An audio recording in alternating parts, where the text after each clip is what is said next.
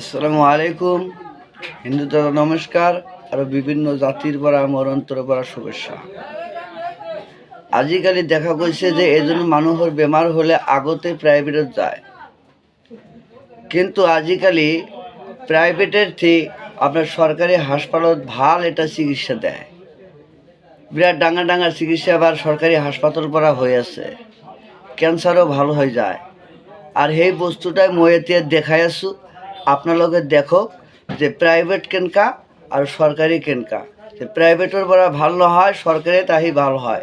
আমরা চাক অলপ কেনকা। আইনা ভাল পাইছা নে তুমি? হয় মেম, মোৰ এতিয়া ভাল লাগিছে। মোৰ বেমাৰটো যেন নাইকিয়া হৈ গৈছে।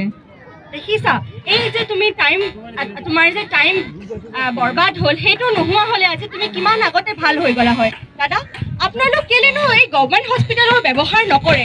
আপোনালোক আগতে প্ৰাইভেট হস্পিটেলত যায়, প্ৰাইভেট হস্পিটেলত ইমান টকা পইচা মাটি বাৰী ইমান খৰচ কৰিলে, আৰু ইয়াত আহি চব আপোনালোক আয়ুষ্মান ভাৰতৰ কিমান ভাল স্কিম পালে। ইয়াততো আপোনালোকে ইমান সুবিধা পাইছে, গভৰ্ণমেণ্ট হস্পিটেলত আহিব লাগিছিলে আগতে। বাইদেউ, আমি গমেই নাপাওঁ যে চৰকাৰে ইমান ডাঙৰ ডাঙৰ কেঞ্চাৰৰ নিচিনা বেমাৰৰো চিকিৎসা কৰে, তাকো বিনামূলীয়াকৈ।